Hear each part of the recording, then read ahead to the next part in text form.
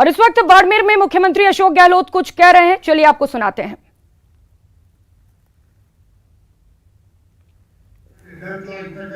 Free private हो चाहे सरकारी हो, सरकारी अस्पताल में आईपीडी ओपीडी जो भर्ती होते हैं उनके लिए और भर्ती नहीं होते उनके लिए भी पूरा इलाज फ्री रहेगा आपके लिए।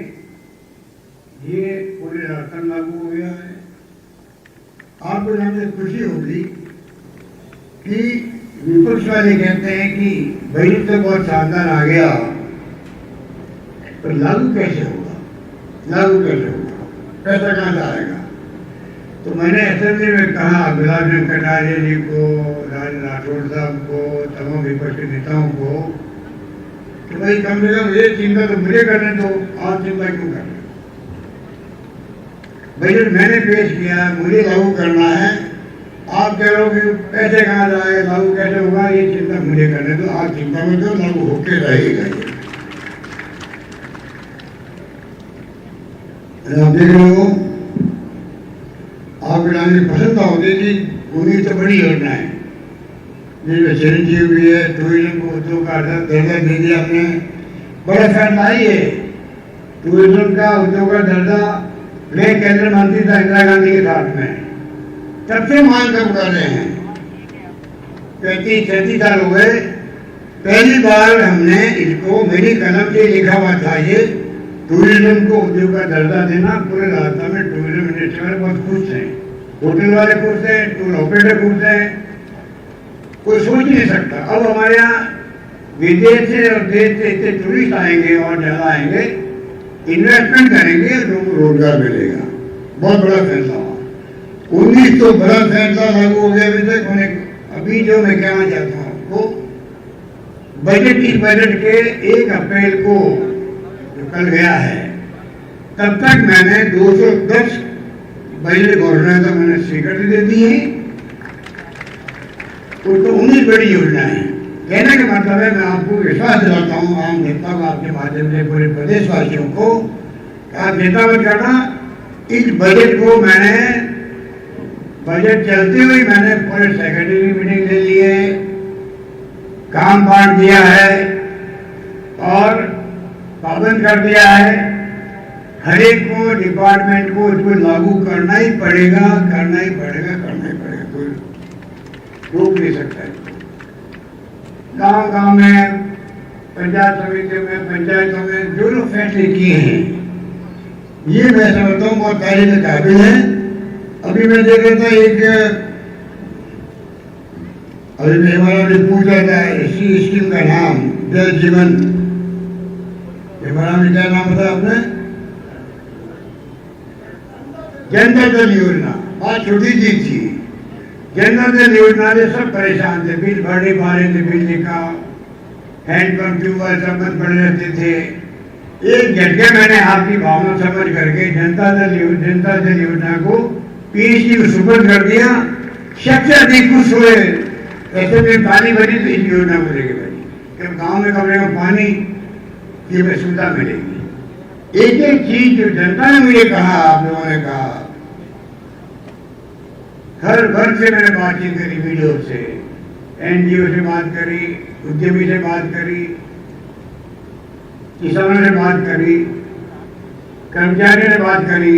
जो जो मैंने देखा प्रदेश में क्या जनता की भावना, उसके अनुसार मैं बजट पेश किया है। और कर्मचारी वाली स्कीम जो है, तो कोई कर्मचारी खुश करने के लिए नहीं कहा मैंने किया, ये मैंने किया मानवीय दृष्टिकोण से किया है। आप समझने कोशिश,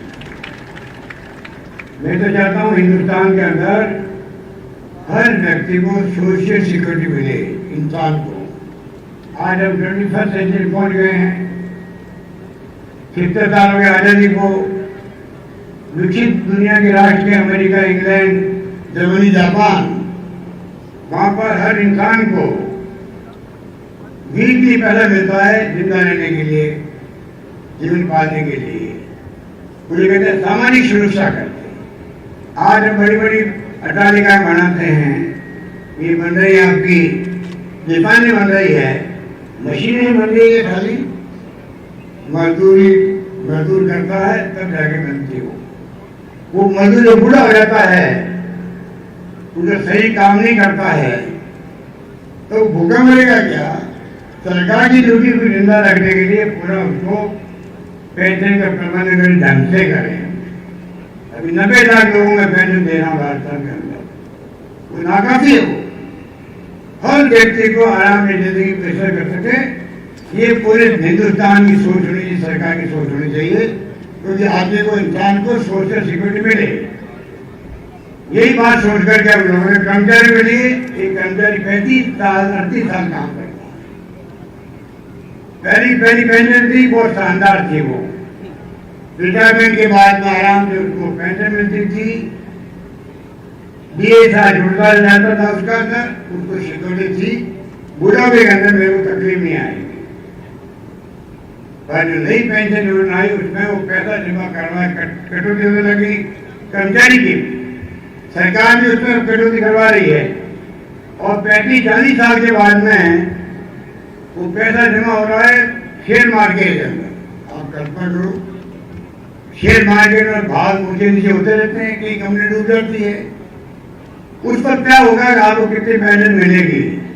तो पूरा देश का कर्मचारी वर्ग आज दुखी है, चिंतित है, पता नहीं हमारे बुढ़ापे में क्या होगा। मुझसे मांगी नहीं राजस्थान के कर्मचारियों ने, ना ज्ञापन दिया मुझे, कोई कर दिया होगा भूल चूक से, बिना मांगे हुए मैंने खुद ने वित्त विभाग से बात करके माननीय दृष्टिकोण ने फैसला किया मैंने कि इसमें हमें पुरानी पेंशन लागू करनी चाहिए। और पूरे देश में उसका स्वागत हुआ। पूरे मुल्क में कर्मचारी मांग करे सरकारों से। छत्तीसगढ़ की सरकार कांग्रेस की है, उसने उसे लागू भी कर दिया। कहने का मतलब ये है, सरकार बैठे लोगों को हर चीज का ध्यान रखना चाहिए कि हम कैसे हमारी आम जनता को कैसे हम लोग राहत दें, किस प्रकार से शासन करें। गुड गवर्नेंस की बात हम करते हैं कि अच्छा शासन मिलना चाहिए, उसके लिए मेहनत करनी पड़ती है, चिंतन करना पड़ता, मनन करना पड़ता, फिर फैसले करने पड़ते। अभी हरीश चौधरी जी कह रहे थे, पिछली बार जब मुख्यमंत्री था, जब सोनिया जी भी आई थी, राहुल गांधी भी आए थे, तो हम लोगों ने जो इंदिरा गांधी के नारे पानी मोहनगढ़ से पहली बार हमने खुद घोषणा करी उसको, बाद में सरकार बदल जाती है तो पता नहीं क्या है, सरकार बदलते ही पता नहीं क्या हो जाता है लोगों को, हमारी योजना को बंद कर देते हैं।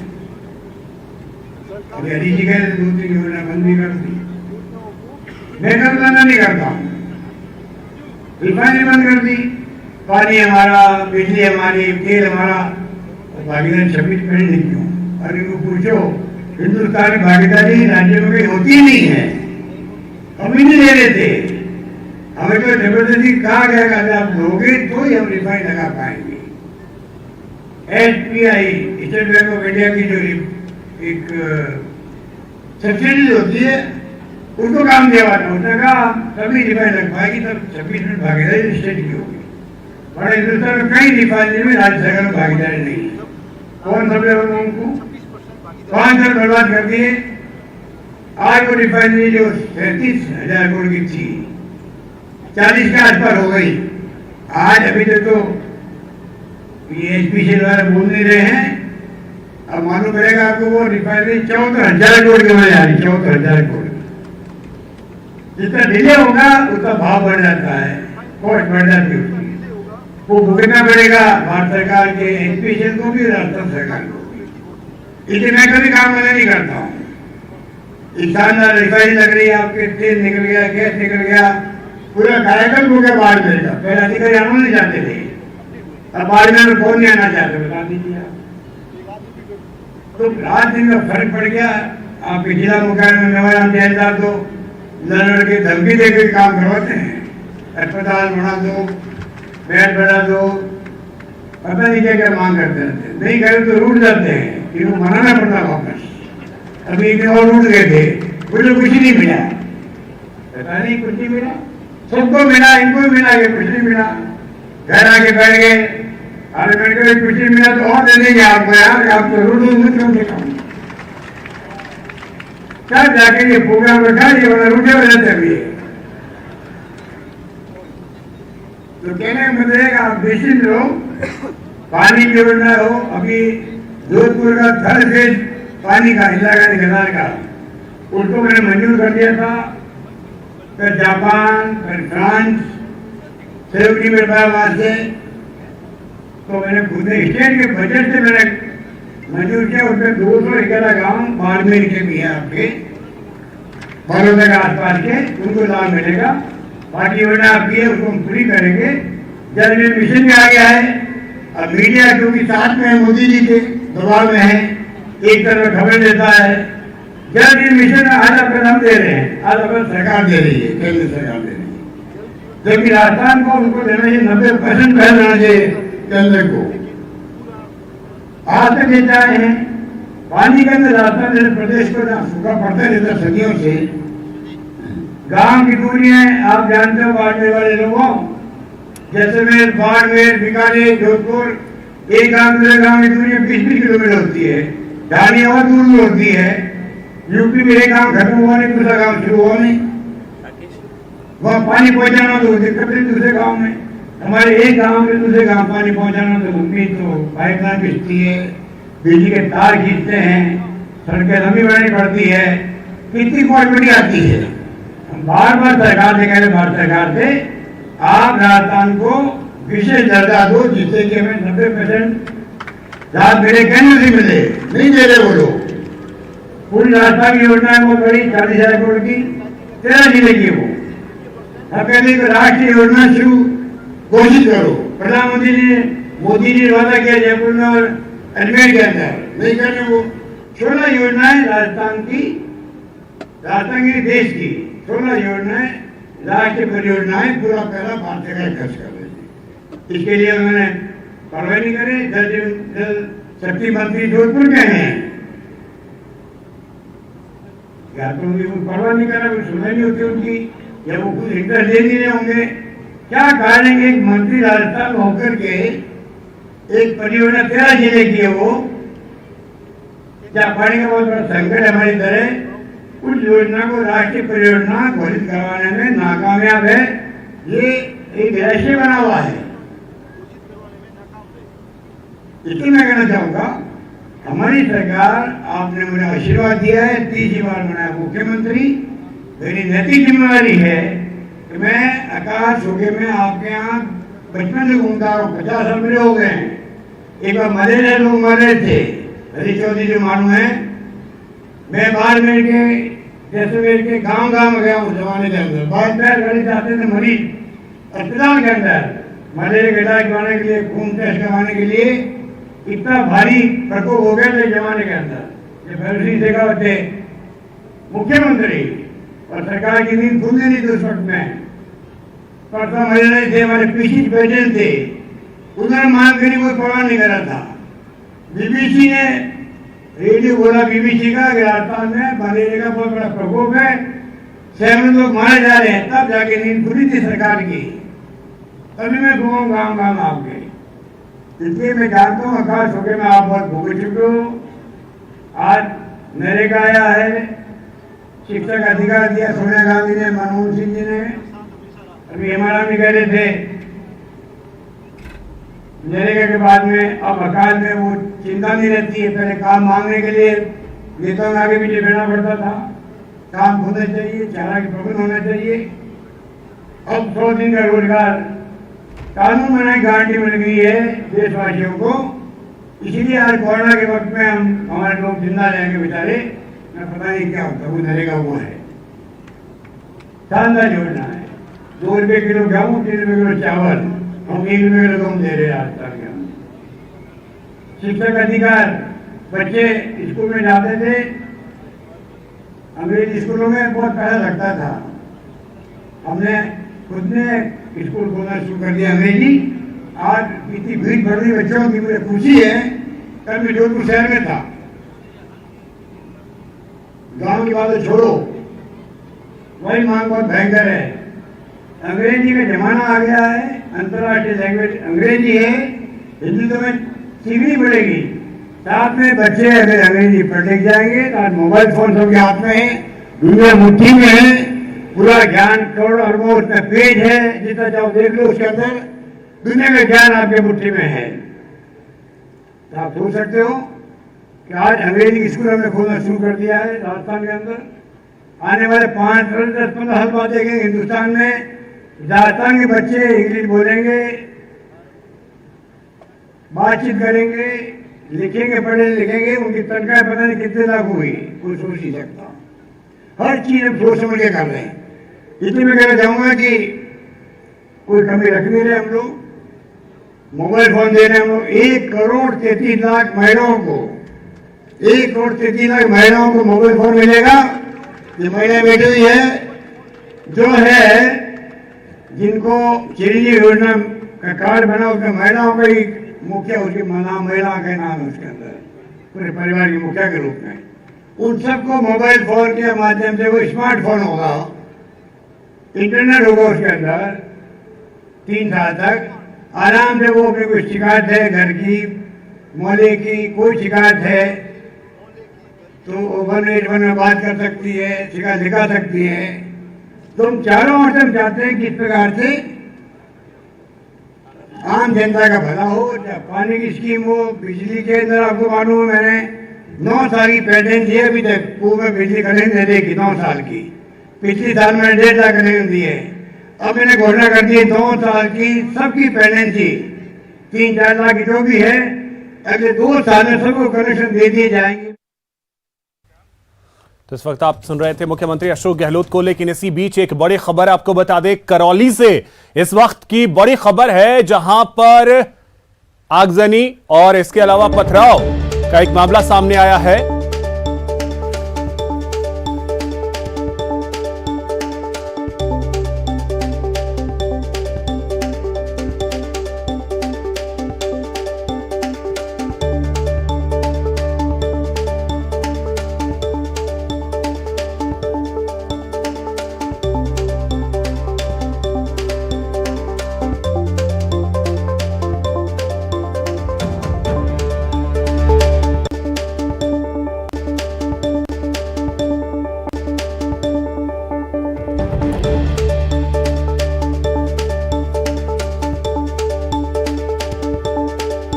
तो करौली से इस वक्त की बड़ी खबर आपको बता दें, जहां पर पथराव और आगजनी की खबर सामने आई। शहर के बाजार बंद कर दिए गए हैं, मौके पर भारी संख्या में पुलिस बल की तैनाती की गई है और तनाव के बाद अब धारा 144 लगा दी गई है। यह बड़ी खबर आपको बता दें, बाइक रैली के दौरान हटवारा बाजार में पथराव किया गया और उसके बाद बाइक में आग लगाई गई, दुकान में आग लगाई गई। और यह तस्वीर आप देख सकते हैं, यह पथराव की तस्वीर जो है वो सामने आई। बाइक रैली पर हटवारा बाजार है ये करौली का, जहां पर पथराव किया गया। बाइक रैली निकाली जा रही थी नव संवत्सर के मौके पर और इसी दौरान यहां पथराव किया गया बाइक रैली पर, जिसके बाद बाइक में आग लगाई गई, दुकान में आग लगाई गई। हालात वहां पर तनावपूर्ण बने हुए हैं, जिसके बाद भारी संख्या में पुलिस बल की तैनाती की गई और यहां धारा 144 लगा दी गई है, क्योंकि स्थिति यहां पे तनावपूर्ण बनी हुई है। 6 से अधिक दुकानों में आग लगाई गई है, 2 बाइक को आग के हवाले कर दिया गया। मौके पर भारी संख्या में पुलिस बल की तैनाती की गई है। एसपी और कलेक्टर जो हैं वो मौके पर इस वक्त मौजूद हैं। तो ये देखिए करौली की तस्वीरें, 2 तस्वीरों के जरिए हम आपको दिखा रहे हैं। एक तरफ हटवारा बाजार में पथराव और दूसरी तरफ जो बाइक में आग लगाई गई, दुकान में आग लगाई गई। 6 से ज्यादा दुकानों में आग लगाए जाने की बात सामने आ रही है। 2 बाइक को आग के हवाले कर दिया गया। पुलिस फ्लैग मार्च करती हुई नजर आई। हालात वहां बेहद तनावपूर्ण बने हुए हैं, जिसको ध्यान में रखते हुए अब यहां पर धारा 144 लगाई गई है।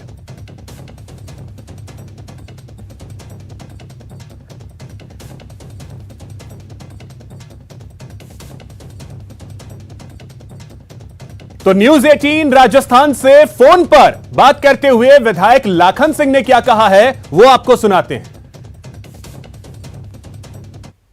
लाखन सिंह जुड़े हुए हैं। सर, पूरा मामला क्या है और क्या कुछ एक्शन लिया जाएगा इस मामले पर? ऐसा है, अभी मेरे को पूरी जानकारी नहीं है। मैं अभी फिलहाल मैं जयपुर हूँ और मैं करौली जा रहा हूँ और जाके मैं सारे मामले की जानकारी करूंगा और एक्शन तो जो दोषी हैं उनके खिलाफ एक्शन लिया जाएगा। दोषियों को सख्त से सख्त सजा दी जाएगी इस मामले। लाखन जी, क्या ये प्रदेश में माहौल खराब करने की साजिश है? बिल्कुल, कुछ लोग ऐसे हैं जो कि प्रदेश में माहौल खराब करना चाहते हैं। ऐसी कोई, हमारा करौली शहर बड़ा शांत शहर था, बड़े भाईचारे से सारे लोग रहते थे, लेकिन कुछ असामाजिक तत्वों के कारण इस तरह का माहौल खराब किया जाता है। तो ऐसे असामाजिक तत्वों के लिए सख्त से सख्त कार्रवाई की जाएगी। ये मैं प्रशासन से और सरकार से भी मैं इस चीज की मांग रखूंगा और उनके लिए कहूंगा। यह लखन जी, अभी मौजूदा स्थिति क्या है वहां पर? इसे लेकर कोई जानकारी है आपके पास फिलहाल? अभी फिलहाल मैं जयपुर हूँ। मौजूदा स्थिति कलेक्टर एसपी से बात हुई है, उनसे कहा है तो वो मौके पर हैं और उसको अभी जो माहौल चल रहा है उसको शांत करने का प्रयास कर रहे हैं, आपस में समझाइश क्या भी कर रहे हैं।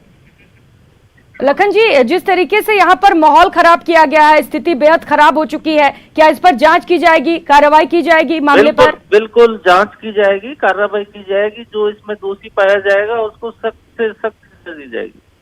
अभी क्या पुलिस से आपकी बात हुई है लाखन जी मामले को लेकर? बिल्कुल एसपी साहब से बात हुई है। एसपी साहब मौके पर ही हैं और वो मौके पर कुछ दुकानों में आग लगा दी गई है, कुछ आपस में पथराव हुआ है जी। और लाखन जी, ये भी बताया जा रहा है कि पुलिस पर भी पथराव किया जा रहा है वहां पर? नहीं, पुलिस का तो अभी मेरे पास तो कोई ऐसी जानकारी।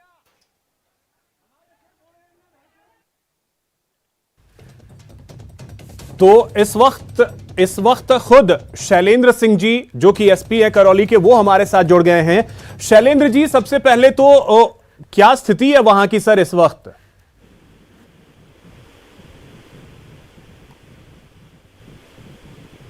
शैलेंद्र जी, आवाज मिल रही है आपको मेरी?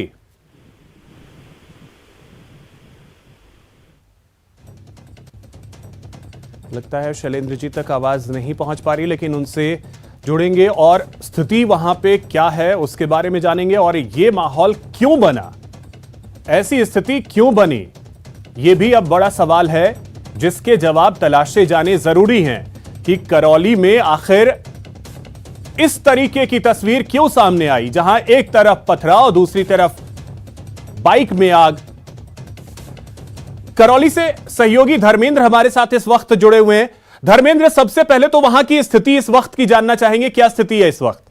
देखिए, माहौल काफी खराब है। यहाँ पे आग लगा दी, 1 दर्जन से करीब दुकानों में आग लगा दी है। कुछ बाइक जली हैं, करीब 1 दर्जन करीब बाइक को तोड़फोड़ की है। इसके साथ ही 2 बड़े वाहन जिनमें भी तोड़फोड़ की है। हालांकि मौके पर एसपी शैलेंद्र सिंह इंदौलिया, डीएम राजेंद्र सिंह शेखावत और भारी पुलिस जाब्ता लोगों से समझाइश कर रहा है और समझाने के साथ ही मामला शांत कराने के प्रयास में जुटा हुआ है। लेकिन लोग उत्तेजित हो रहे हैं, जैसे घटनाओं की सूचना आ रही है उसको लेकर लोगों में आक्रोश है। जी धर्मेंद्र, आखिर सवाल यही है कि शुरुआत हुई क्यों और कैसे हुई? देखिए, अभी शुरुआत की जहां तक बात करें तो अभी प्राथमिक जानकारियां हैं। अभी ये खुलासा नहीं हुआ है कि किस तरह से ये घटनाक्रम हुआ, लेकिन बताया जा रहा है कि जैसे ही बूटाकोट से एक बाइक रैली हटवाड़ा क्षेत्र की ओर पहुंची तो एकदम से अफरा तफरी मच गई और लोग भाग दौड़ करने लगे। आरोप है कि इस दौरान ही पथराव हुआ जिसके चलते ये दंगा भड़का है। जी, पथराव किन लोगों की तरफ से किया गया, कुछ जानकारी इसके बारे में मिली हो? देखिए, अभी ये कहना मुश्किल है कि किसकी ओर से पथराव हुआ, कैसे हुआ, ये अभी जांच का विषय। हालांकि पुलिस इस प्रयास कर रही है, लोगों को समझाइश कर रही है, साथ ही दबिश दे रही है, जगह जगह तलाशी अभियान भी चला रही है। लेकिन अभी ये कहना मुश्किल है कि किसकी ओर से शुरुआत हुई, कहाँ कैसे पथराव हुआ, किसने किया। लेकिन ये निश्चित तौर से बड़ा दुख का विषय है कि शहर की जो अमन चैन है वो फिलहाल भंग हुआ है। जी नहीं धर्मेंद्र, बात यह भी है क्योंकि आज बहुत बड़ा दिन है, नववर्ष है, चैत्र नवरात्र की शुरुआत हो रही है और ऐसे में अगर नव संवत्सर है उसमें अगर रैली निकाली जा रही है, पथराव हो रहा है, तो फिर सवाल प्रशासन पे भी उठेंगे कि आप कर क्या रहे थे। जी बिल्कुल, यहाँ तक बात करें, शुरुआत जब बाइक रैली की हुई थी काफी हंसी खुशी के साथ हुई थी, पुलिस भी काफी मुस्तैद थी और काफी शांतिपूर्ण जो है रैली निकाली गई, लेकिन अचानक से सब कुछ बदल गया और शहर का जो अमन चैन है वो पूरी तरह भंग हो गया है। इस समय काफी दुकानें जल रही हैं और लोगों में अभी भय का माहौल है। जगह जगह से लोग पुलिस को फोन कर अपने खेत में पुलिस बुलाने की गुहार लगा रहे हैं। जी धर्मेंद्र, अब तो धारा 144 भी लगाई गई है। जी बिल्कुल, एसपी साहब से हमारी बात हुई थी, उन्होंने लोगों से अपील की थी कि धारा 144 लगा दी गई है और आप एक जगह एकत्रित न हो, अपने घरों में रहें और लगातार पुलिस गश्त कर रही है और जहां जहां से सूचना आ रही है वहां भी पुलिस जाब्ता भेजा जा रहा है। जी धर्मेंद्र, शुरुआत में कुछ ऐसी भी जानकारी आई थी कि कुछ समुदाय विशेष की तरफ से पथराव किया गया है। देखिए, लोगों के द्वारा आरोप लगाए जा रहे हैं, लेकिन अभी ये कहना मुश्किल है कि किसकी ओर से ये शुरुआत हुई, क्या किस तरह से ये हुई, अभी ये पुलिस जांच का विषय है। जी क्योंकि धर्मेंद्र, हम जो तस्वीर देख पा रहे हैं, आमने सामने की पत्थरबाजी हो रही है। जी बिल्कुल, जिस तरह से ये घटनाक्रम हुआ उसमें कई जगह इस तरह की स्थिति आई है और इसी के चलते ये दंगा भड़का है। हालांकि जो पुलिस और प्रशासन है वो पूरी तरह से मुस्तैद है, लगातार इस पर नजर बनाए हुए और लोगों को समझाए इसकर मामला शांत कराने का प्रयास कर रहे हैं। जी चलिए ठीक है धर्मेंद्र, आपका बहुत शुक्रिया तमाम जानकारी के लिए। और इन तस्वीरों के जरिए हम दिखा रहे हैं कि करौली की स्थिति कैसे बिगड़ी। अब लेकिन सवाल यह है कि वो जांच का विषय है, पुलिस जांच करेगी, लेकिन सवाल प्रशासन पर भी उठेंगे कि आखिर इतने बड़े दिन, इतने महत्वपूर्ण दिन, आखिर करौली में इस तरीके का माहौल क्यों बना, क्या कारण रहे, ये तलाशे जाने की जरूरत है। 6 से ज्यादा दुकानों में आग लगा दी गई है, 2 बाइक को आग के हवाले कर दिया गया, पुलिस भारी संख्या में तैनात कर दी गई है। एसपी और कलेक्टर इस वक्त मौके पर मौजूद हैं। ये हटवारा बाजार करौली का जहां पर पथराव हुआ, जैसा सहयोगी धर्मेंद्र भी बता रहे थे कि फिलहाल कारण क्या रहे हैं उसको तलाशे जाने की जरूरत है। वहां तक अभी ना तो पुलिस पहुंच पाई है, लेकिन क्योंकि पुलिस की सबसे पहले जिम्मेदारी यही है कि माहौल को कैसे शांत करवाया जाए, क्योंकि लोग जो हैं वो आक्रोशित हैं, तो उनके आक्रोश को पहले कम किया जाए, उन्हें शांत किया जाए। इसी वजह से धारा 144 लगा दी गई है। लोगों से अपील की जा रही है कि आप अपने घरों में रहें, बाहर ना निकलें, कहीं भी एक जगह पे लोग इकट्ठा ना हो। पुलिस इस वक्त इसी बात पर ध्यान दे रही है।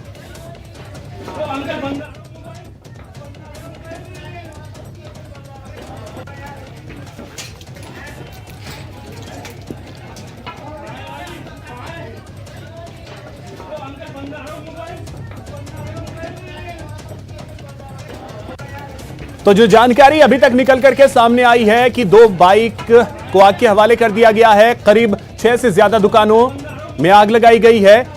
और आपको बता दें कि आज नव संवत्सर के मौके पर बाइक रैली निकाली जा रही थी। इसी दौरान कुछ असामाजिक तत्वों ने बाइक पर पथराव किया, जिसके बाद ये स्थिति सामने आई। इन तस्वीरों के जरिए आप देख सकते हैं, 2 तस्वीरें इस वक्त आपके टीवी स्क्रीन पर है। हटवारा बाजार में किस तरीके से आमने सामने की पत्थरबाजी हो रही है, यह भी आप देख सकते हैं कि आमने सामने की पत्थरबाजी हो रही है।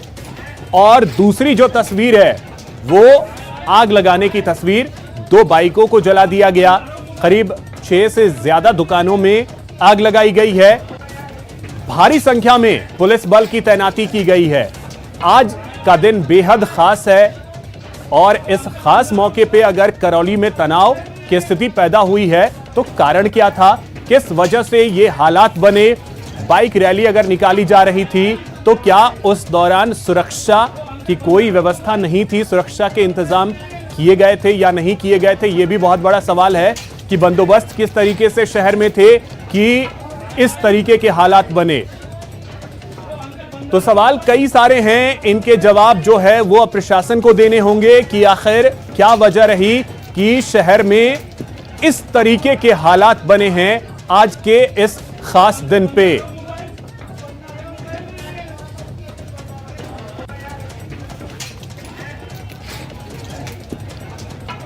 तो फिलहाल जो अपडेट है वो ये कि धारा 144 लगा दी गई है तनाव को देखते हुए।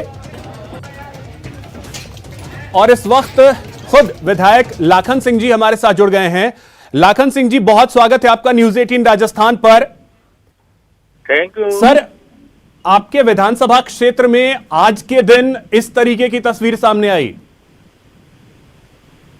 बिल्कुल, ये तस्वीर मैंने भी देखी है और फोन पे बात भी हुई है, कलेक्टर एसपी से भी बात हो गई है, फोर्स का जाब्ता आ गया है और अब लग रहे हैं। बाकी तो जो न्यूसेंस हुआ है वो बहुत गलत हुआ है, इस तरह का नहीं होना चाहिए, क्योंकि करौली शहर बड़ा शांत शहर है, बड़े भाईचारे से रहते हैं वहाँ पर। तो आपकी बात हुई होगी प्रशासनिक अधिकारियों से, चाहे एसपी हो, कलेक्टर हो, कारण को लेकर के कुछ बात हुई कि क्या कारण रहा? अधिकतर ज्यादा जानकारी नहीं है, सारे मौके पर लगे हुए हैं, फोर्स वगैरह वहाँ और पहुंच गई है, आईजी भी पहुंच रहा है और मैं भी अभी पहुंच रहा हूँ, जयपुर से निकलूंगा, अभी मैं निकल रहा हूँ, तो मैं भी मौके पर जा रहा हूँ अभी मैं। नहीं लाखन जी, तो आपकी बात तो हुई होगी ना? हाँ, बात हुई है। नहीं तो उन्होंने कुछ बताया होगा कि क्या कारण रहे? वो कारण की ज्यादा बात नहीं हो पाई, वहाँ अभी तुरंत ताजा घटना थी और आगजनी चल रही थी, तो इस चक्कर में वो कोई रैली निकाल रहे थे, तो उस रैली के वजह से कुछ हुआ, कुछ न्यूसेंस हुआ, कुछ असामाजिक तत्वों के कारण। नहीं तो ये लाखन जी, सवाल तो यही है कि अगर बाइक रैली, क्योंकि आज का दिन आपको भी पता है बहुत खास दिन है, और अगर आज के दिन बाइक रैली निकाली जा रही है नव संवत्सर को लेकर के, तो व्यवस्थाएं वहां नहीं की गई प्रशासन की तरफ से पहले?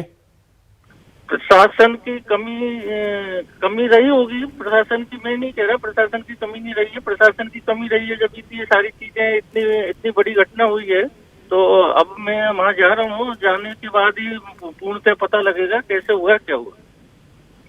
तो प्रशासन की कमी रही होगी, तभी इस तरीके से दुकान जले, बाइक जली और पत्थरबाजी। अगर आप देख पाए तस्वीरों को, न्यूज 18 राजस्थान को इस वक्त आप देखें, पत्थरबाजी आमने सामने की हो रही है। यह स्थिति हमने देखी है कश्मीर में।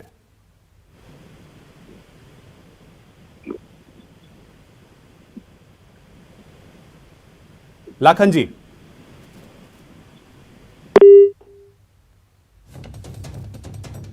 तो लाखन जी विधायक हैं वहां के, फिलहाल स्थिति के बारे में शायद अपडेट वो भी नहीं है, पूरी स्थिति के बारे में वो भी शायद अपडेट नहीं है, इसी वजह से उन्होंने या तो कॉल डिस्कनेक्ट किया या कॉल डिस्कनेक्ट हुआ, सवाल ये भी है।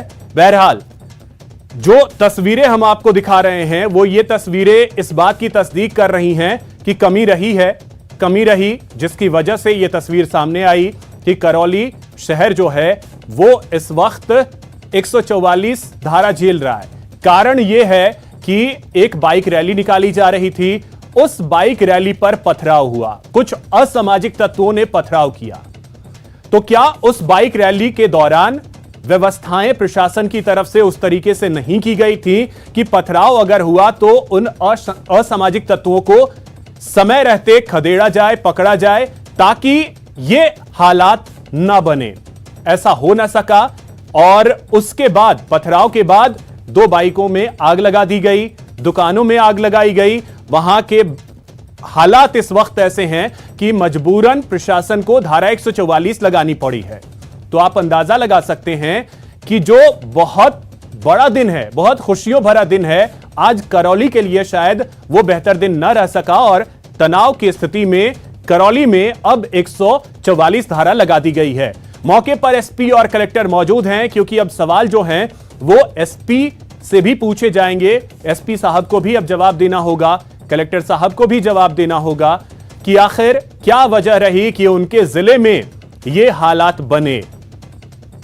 तस्वीरें जो हैं वो हम लगातार आप तक पहुंचा रहे हैं। देखिए, धू धू कर जलती दुकानें और बाइक, और पहली जो तस्वीर है पत्थरबाजी की, लगातार ये तस्वीरें हम आपको दिखा रहे हैं। ये करौली से सामने आई, जहां पर पथराव के बाद हंगामा बरपा और उसके बाद धारा 144 लगा दी गई है यहां।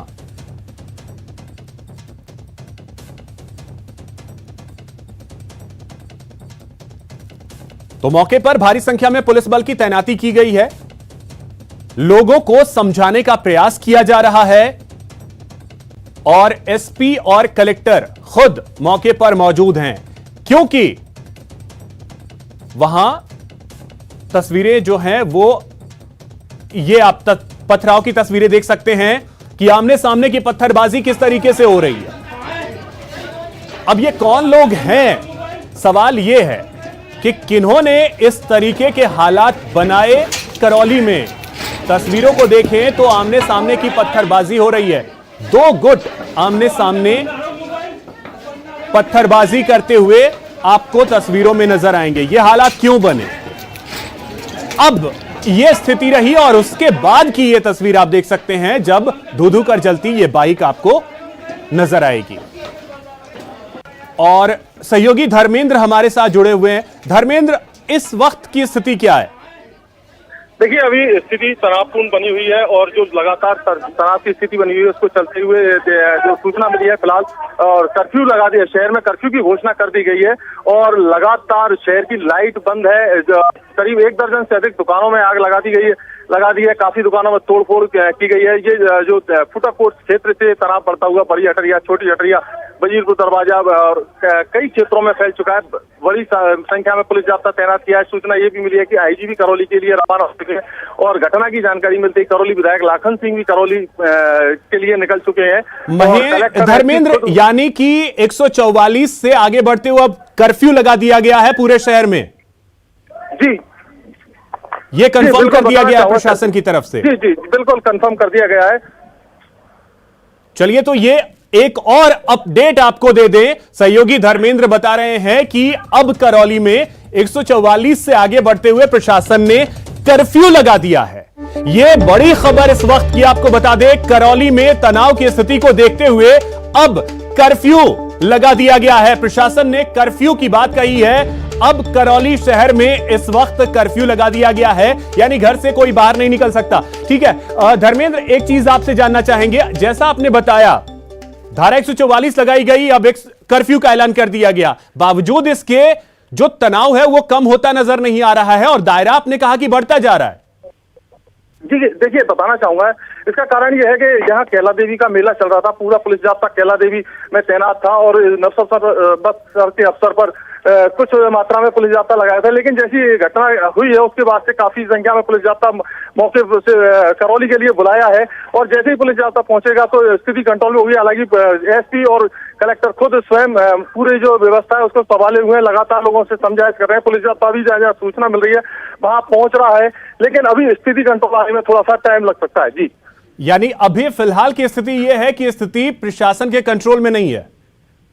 जी देखिए, बताना चाहूंगा, स्थिति कंट्रोल में है लेकिन लगातार चूंकि पुलिस जाब्ता थोड़ा अभी कम है, कैला देवी से पुलिस जाब्ता पहुंच रहा है। यानी तो एक चीज और धर्मेंद्र, कि कैला देवी का मेला चल रहा है, आपने पूरा जोर वहां लगा दिया, नव संवत्सर पे यहां भी बाइक रैली आयोजित हो रही है, अन्य कार्यक्रम आयोजित हो रहे हैं, इधर आपने उतना ध्यान नहीं दिया। जी देखिए, बात ध्यान की है तो यहाँ इस समय भी जो बाइक रैली निकाली जा रही थी तो पुलिस जाब्ता यहाँ तैनात था और इस तरह के कोई। चलिए ठीक है, धर्मेंद्र से फिर से जुड़ेंगे और उनसे और भी अपडेट लेंगे, क्योंकि बहुत सारे सवाल हैं जो अब खड़े हो रहे हैं और इन सब के बीच सबसे बड़ी खबर यह है कि करौली में अब कर्फ्यू लगा दिया गया है।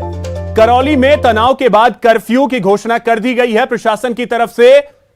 दो तस्वीरें लगातार हम आपको दिखा रहे हैं कि कैसे बवाल मचा है करौली में। यहां बवाल के बाद तनाव और तनाव के बाद अब कर्फ्यू।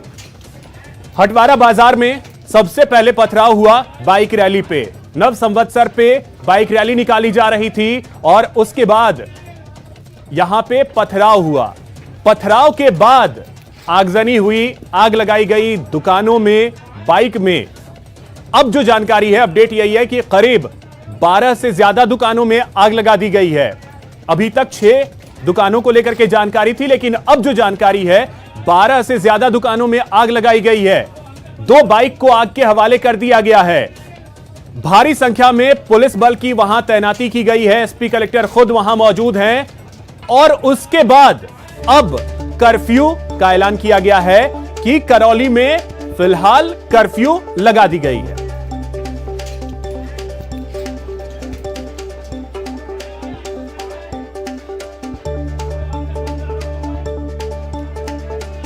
तो आपको बता दें कि करौली में कैला देवी का लक्की मेला भी चल रहा है।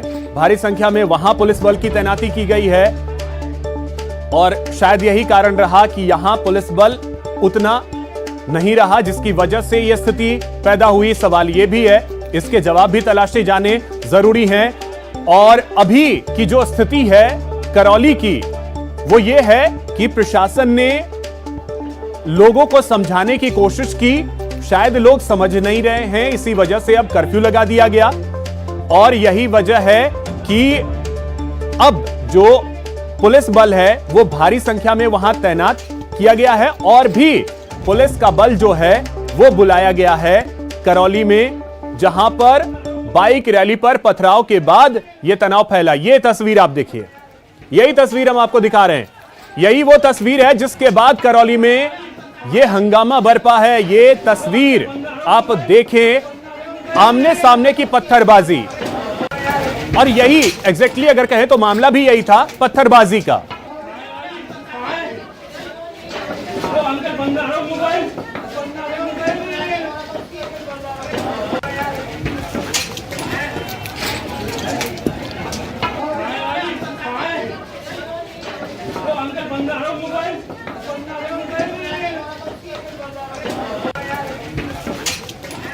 तो सहयोगी धर्मेंद्र हमारे साथ लगातार जुड़े हुए हैं।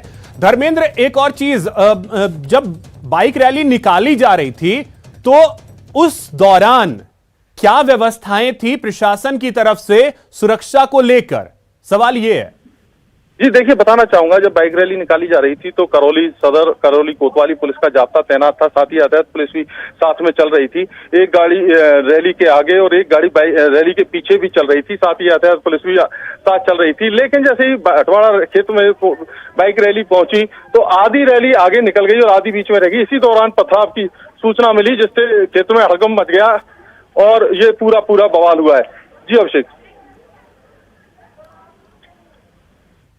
तो इस वक्त सांसद मनोज राजौरिया जी हमारे साथ जुड़ गए हैं। मनोज जी, बहुत स्वागत है आपका न्यूज 18 राजस्थान पर।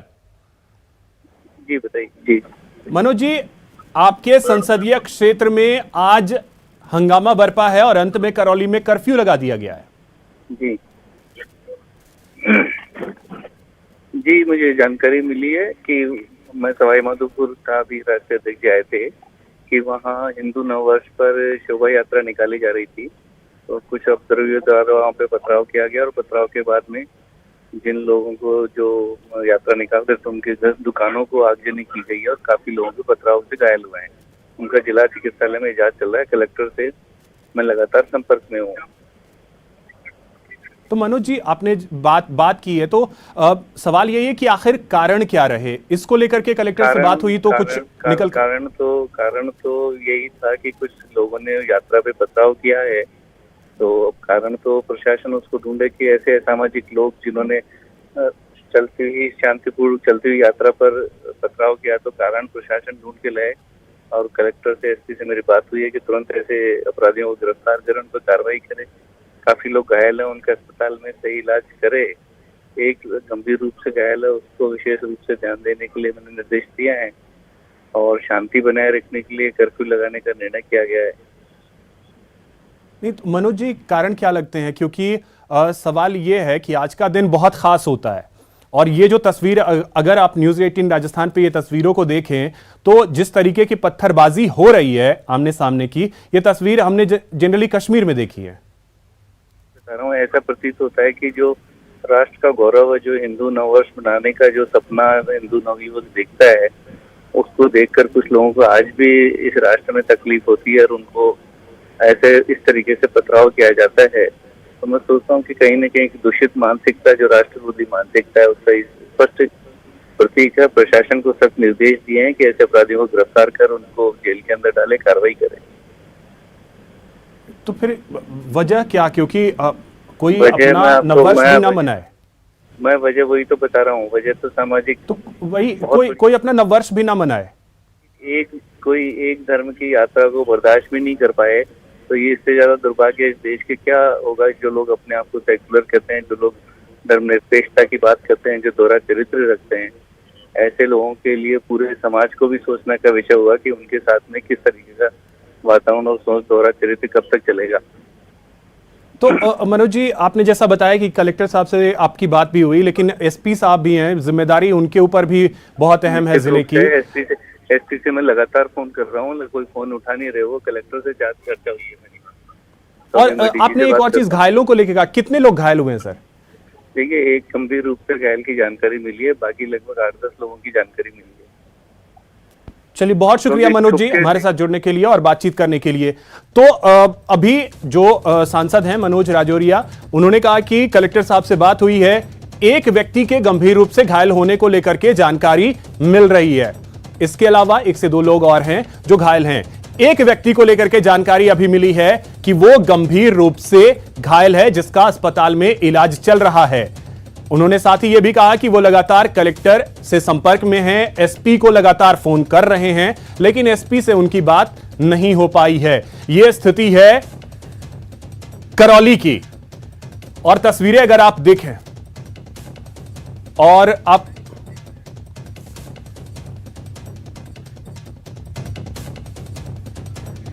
तो करौली में कर्फ्यू लगा दिया गया है। तनाव की स्थिति के बाद यहां पे कर्फ्यू लगाया गया है। यह बड़ा अपडेट है। एक व्यक्ति जो है वो गंभीर रूप से घायल है, यह भी अपडेट है। इसके अलावा 2 से 3 लोग और हैं जो घायल हैं, उनका अस्पताल में इस वक्त इलाज चल रहा है। मौके पर एसपी मौजूद हैं, कलेक्टर मौजूद हैं, सांसद लगातार संपर्क में हैं। कलेक्टर के एसपी से उनकी बात नहीं हो पाई है, लेकिन विधायक जो वहां के हैं लाखन सिंह, वो भी संपर्क में हैं। उनका भी यही कहना है कि वो करौली के लिए निकल चुके हैं, वो करौली जा रहे हैं। वहां की स्थिति बेहद तनावपूर्ण, लेकिन सवाल आखिरकार यही कि ऐसी स्थिति आई क्यों? क्या नव संवत्सर के दौरान जो रैली निकाली जा रही थी वो लोगों को रास नहीं आई? क्योंकि मनोज राजौरिया ने इसको लेकर के भी सवाल उठाए कि आखिर कब तक इस तरीके की मानसिकता चलेगी। बहरहाल सबसे पहले इंपॉर्टेंट यह है कि वहां के हालात जो हैं उस पर सबसे पहले काबू पाया जाए, और यही प्रशासन लगातार प्रयास कर रही है। ये तस्वीरें हम आपको लगातार दिखा रहे हैं, क्योंकि ये आज करौली से जो तस्वीर आई वो कई सारे सवालों को जन्म दे गई, और इन्हीं सवालों के जवाब जो हैं वो अब तलाशे जाने जरूरी हैं। 2 बाइक को आग के हवाले कर दिया गया, करीब दर्जन भर दुकानों को आग के हवाले किया गया, और 2 से 3 लोग घायल हैं। और एक व्यक्ति के बारे में जो जानकारी है कि वो गंभीर रूप से घायल है, जिसका अस्पताल में इलाज चल रहा है।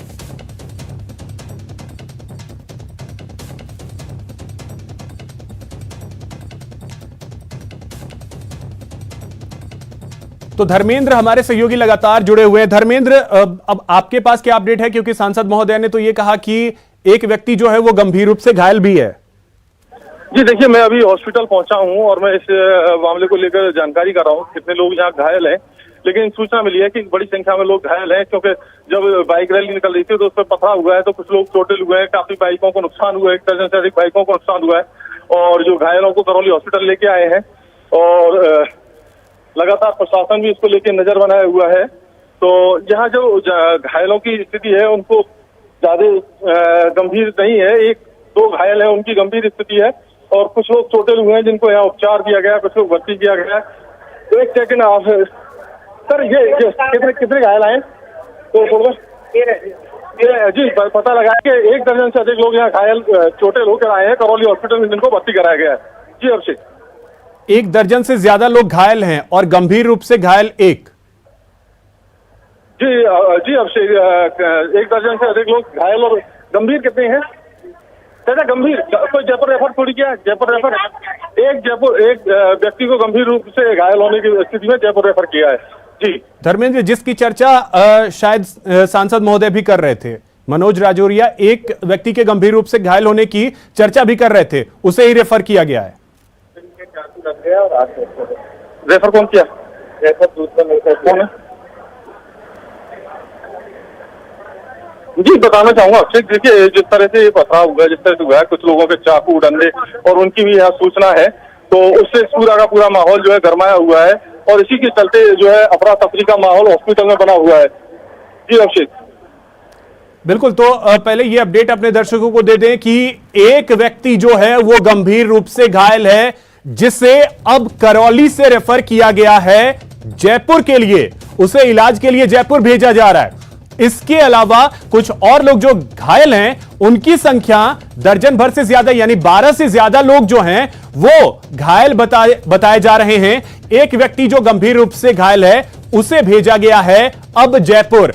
धर्मेंद्र, अब जो स्थिति है फिलहाल वहां की, लोग मानने को अब तैयार हैं या नहीं, क्योंकि कर्फ्यू लगा दिया गया है। पहले 144 के दौरान तो लोग घरों से बाहर निकल रहे थे, अब कर्फ्यू के बाद क्या हालात हैं? लोग लगातार समझाइश, पुलिस और प्रशासन लगातार समझाइश कर रहा है, लेकिन अभी स्थिति यह है कि जब तक पुलिस जाब्ता जहां जहां पहुंच रहा है वहां स्थिति काबू में है, और जहां पुलिस जाब्ता नहीं पहुंचा है वहां स्थिति थोड़ी सी अभी नियंत्रण से बाहर बनी हुई है। हालांकि लगातार पुलिस प्रशासन प्रयास कर रहा है और बड़ी संख्या में पुलिस जाब्ता अन्य जगहों से भी करौली बुलाया गया है और वो यहाँ पहुंचकर लोगों को समझाइश के प्रयास कर रहे हैं। मैं आपको बताना चाहूंगा, पुष्पेंद्र पुत्र पंकज जो है गंभीर घायल हुए थे, उसको जयपुर रेफर किया है और 1 दर्जन से अधिक लोग जो है वो करौली हॉस्पिटल में उनका उपचार चल रहा है। जी, घायल का नाम पुष्पेंद्र है। धर्मेंद्र, जो घायल हुआ है उसका नाम पुष्पेंद्र। जी अभिषेक, जो घायल है, जो घायल गंभीर घायल है जिसे जयपुर रेफर किया उसका नाम पुष्पेंद्र है।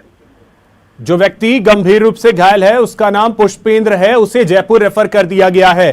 धर्मेंद्र, एक और चीज, जी अभिषेक बताना चाहूंगा, इस पूरी घटना में जहां पुलिस भी बीच बचाव कर रही थी तो कुछ पुलिसकर्मियों के भी डंडे से चोटें होने की सूचना है। हालांकि उनको अभी इलाज के लिए नहीं लाया गया, वो बेचारे घायल होने के बाद भी वो जो है लगातार प्रयास कर रहे हैं इस मामले को शांत कराने के।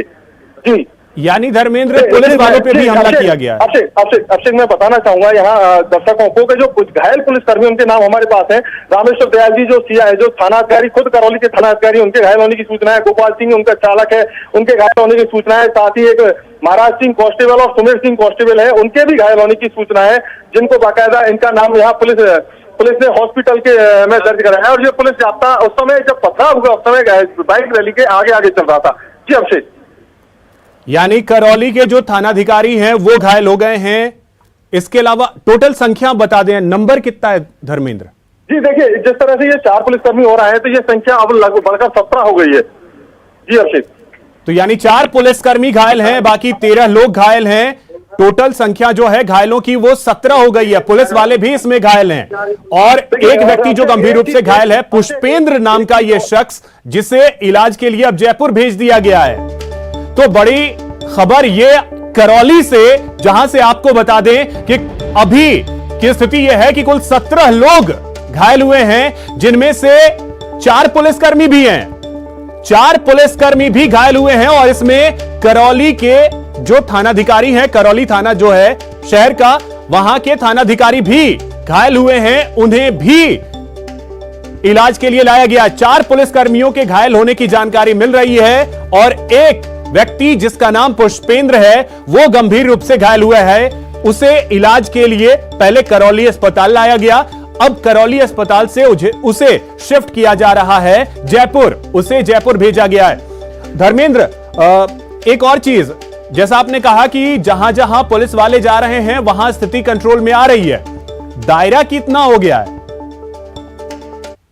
नई जानकारी और सामने आई है, जो घायलों की संख्या वो लगातार बढ़ती जा रही है और ये घायलों की संख्या लगभग 23 पहुंच चुकी है, जिनमें से 11 लोगों का उपचार करौली हॉस्पिटल में चल रहा है। एक तो जयपुर रेफर किया गया है और इसके साथ ही 4 पुलिसकर्मी हैं और इस तरह से ये संख्या लगातार बढ़ती जा रही है।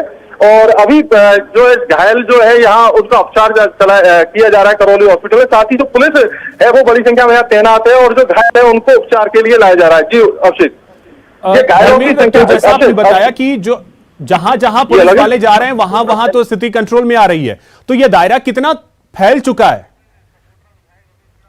जी अभिषेक, 1 मिनट धर्मेंद्र, आपको रोकना चाहेंगे। इस वक्त रमेश मीणा जी हमारे साथ जुड़ गए हैं, जो कि सपोटरा से विधायक भी हैं और प्रदेश सरकार में मंत्री भी हैं। रमेश जी, बहुत स्वागत है आपका न्यूज 18 राजस्थान पे।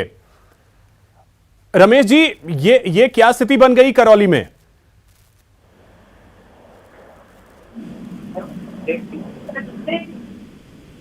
रमेश जी, आवाज मिल रही है आपको मेरी?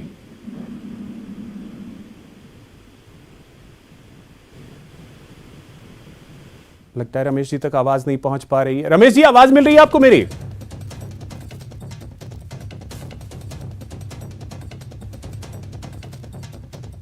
चलिए, तो उन तक आवाज नहीं पहुंच पा रही है, फिर से उनसे जुड़ने की कोशिश करेंगे।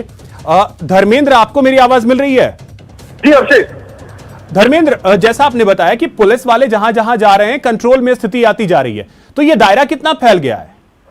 जी देखिए, बताना चाहूंगा, अभी जो दायरा है ये करौली, फूटाकोट, हटवाड़ा, ढोली खार खेत है, इसके साथ ही बजीरपुर दरवाजा है और बड़ी हटरिया क्षेत्रों में जहां जहां ये घटनाक्रम हुआ है वहां की ये घटनाएं है। हालांकि पुलिस जाब्ता सभी जगह लगभग पहुंच चुका है, प्रयास किए जा रहे हैं। और एक चीज और मैं आपसे बताना चाहूंगा, अभी यहाँ मैं हॉस्पिटल में हूँ जहाँ उपचारों लोगों का जारी है।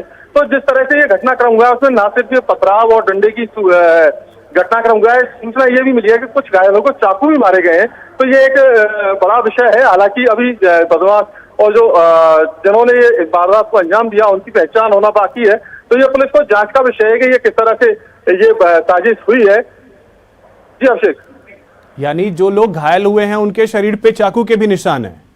जी देखिए, जो घायल है उनका कहना है कि चाकू भी मारे गए। ये पुलिस और जो चिकित्सा कर्मी है वो जांच के बाद ही पता लगेगा कि उनको वास्तव में चाकू मारे गए थे या कांच की बोतलें थी या क्या था। ये तो अभी निश्चित तौर से पोस्टमार्टम और मेडिकल रिपोर्ट के बाद ही क्लियर होगा, लेकिन लोगों के आरोप है कि जो उन्हें चाकू मारे गए। जी चलिए, ये भी बहुत बड़ी खबर है अगर घायल ये कह रहे हैं। हालांकि जो डॉक्टर्स हैं वो जांच करके ही बताएंगे कि चोट कैसी है और किस चीज की चोट है। लेकिन सवाल यह भी है कि चाकू से अगर हमला किया गया है तो क्या इसके पीछे साजिश ही है? सवाल यह भी है। देखिए अभिषेक, निश्चित तौर से अभी कुछ भी कहना मुश्किल है और क्योंकि ये चूंकि काफी संवेदनशील मुद्दा है तो निश्चित तौर से इस पे कुछ कहना तो अभी मुश्किल है। लेकिन ये निश्चित तौर से पुलिस के लिए जांच का विषय भी है कि ये घटनाक्रम किस तरह से हुआ और किन लोगों ने बिल्कुल ये घटनाक्रम कैसे हुआ और क्यों हुआ, ये भी सवाल है कि क्यों हुआ, ये स्थिति क्यों बनी। धर्मेंद्र, आप लगातार हमारे साथ जुड़े हुए हैं, आगे भी बने रहिए। ये अपडेट पल पल का जो है वो हम अपने दर्शकों तक पहुंचाते रहेंगे कि करौली में हालात अभी फिलहाल बताया ये जा रहा है कि स्थिति नियंत्रण में आ रही है, धीरे धीरे, पूरी तरीके से नियंत्रण में शायद अभी तक नहीं आ पाई है। रुकेंगे ब्रेक के लिए।